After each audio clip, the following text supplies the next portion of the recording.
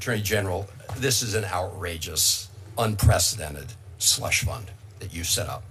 Simple question, will individuals who assaulted Capitol Hill police officers be eligible for this fund? Well, as it makes plain, anybody is just let me know if they're eligible for the fund. As was made plain yesterday, anybody in this country is eligible to apply if they believe they're a victim of weaponization. Mr. Attorney General, let me ask you this. Are there going to be rules that say that if you've assaulted a Capitol Hill police officer or committed a violent crime, you will not be eligible? Why not make that a rule? I expect that, because I'm not one of the commissioners setting up the rules, I expect that there will be rules. You're appointing 4 of the 5 members, aren't you, Mr. Attorney General? Pardon me? You're appointing 4 of the 5 members.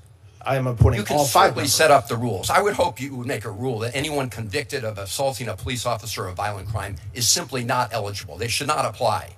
Well, let me ask you this, because you compared it to the Keepseagle case. But I think you know full well that in that case, the settlement agreement was approved by a federal judge, including the payments to people who were not originally parties to the lawsuit.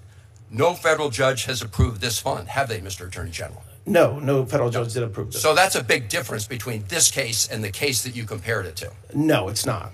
Well, did a judge sign off on this case? No. A judge did sign off on the other one. Yes, but your question was whether it's a big difference. It's not. Of course it is, because that allows for an independent person to look at it rather than the There was no independence. There was no independence. There was a single commissioner. A judge signed off on it. A judge had nothing to do with deciding the money. There was a judge who looked at it and signed off on it. So to compare that case to this one is incredibly deceptive.